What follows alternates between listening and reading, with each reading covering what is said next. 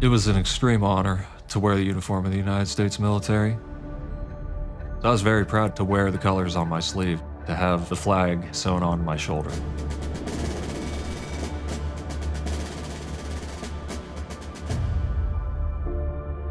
My unit was deployed to southwest Baghdad. One day, there was a mortar attack, and mortars exploded no more than 10 feet to my right. I sustained a traumatic brain injury and developed post-traumatic stress disorder. A lot of us come home without realizing that we're bringing the war home with us. In a lot of cases, having an invisible wound that nobody can see, you're just not believed. I was experiencing severe anxiety.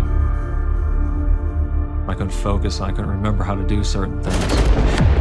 I started to sink down pretty deep. There came a night when I was in a really, really bad place. I didn't want to deal with it anymore. So I took out one of my knives, I set it to the side. I wrote a letter up on my computer and set it there on the desktop. And I went downstairs and I walked out the back door of the barracks. I smoked a cigarette in the rain. It was going to be my last one. That's when I heard a little meow. This little black and white kitten comes walking out of the bushes. He just walked up and started rubbing up against my leg and let me pet him. I broke down crying, burst into tears. Maybe he knew that there was something I couldn't quite handle. I stopped thinking about all of my problems, and I started to think about all of his problems and what I could do to help him. Every day I went outside with a packet of tuna and a paper plate. He ate his food and hopped up on my lap. After a little while, he recognized my voice. I just had to walk out and I started calling him. This cat gave me something to look forward to every day. He didn't see anything wrong with me. He didn't see any sort of flaws or any imperfections. It felt safe. One day I got back after working. I started calling for him and there's no sign of him. When I found out that he wasn't around anymore, it devastated me. He had a serious effect on me. He helped me realize that I could actually not just care for somebody else, but other people could care for me. I started dating a girl named Becky I knew from high school. A few months later, we saw an adopt-a-thon going on.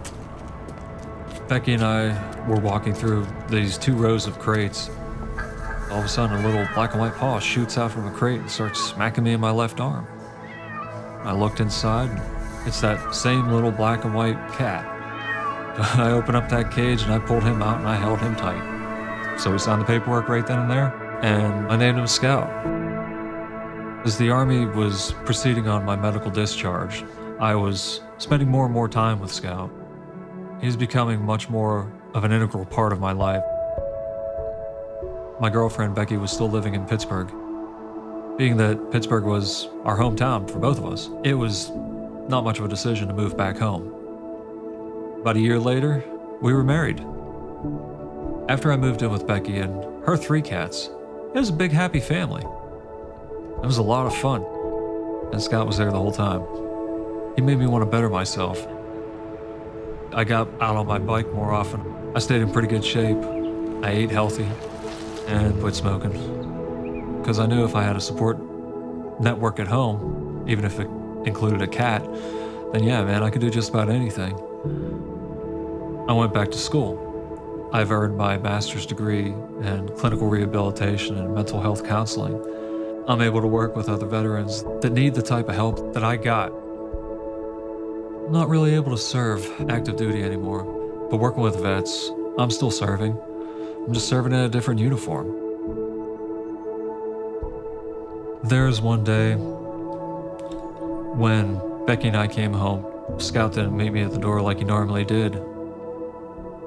Tracked him down and he was just acting so sluggish. So we took him to the vet and he tested positive for feline leukemia. We were able to get Scout a transfusion, and that gave him about 2 weeks of time for us to spoil him. Until that night when he just could not catch his breath. We tried to take him to the vet I sat in the back seat with him, and before we even made it across the bridge, he passed away in my arms. It hurt so much. Even before he was my cat, before he even knew me that well, he saved my life.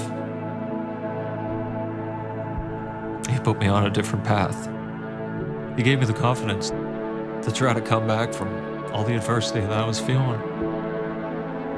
I don't go a single day without thinking about him and think about all the stuff that he has afforded me the chance to do. That little kitten helped me realize that I wasn't just a sack of damaged goods. Scott was my battle buddy. He saved me. All I did was the paperwork.